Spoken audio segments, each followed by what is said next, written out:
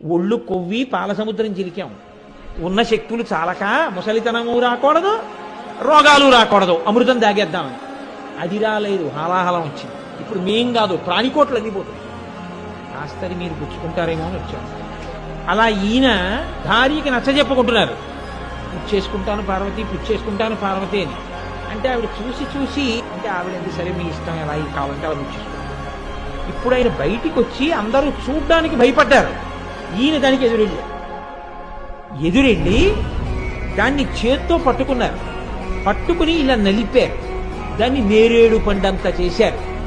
చేసి జంబూఫలంబున సర్వంకషమున్ మహావిషమునారా ఆహారించి హేళాగతి, దాన్ని చక్కగా నోట్లో పెట్టేశారు. నోట్లో పెట్టేసుకుని మింగి కడుపులోకి వదిలిపెట్టకుండా ఆ కంఠంలో పెట్టుకున్నాడు. కాబట్టి ఆయనకి నీలకంఠ అని ఒక పేరు వచ్చింది.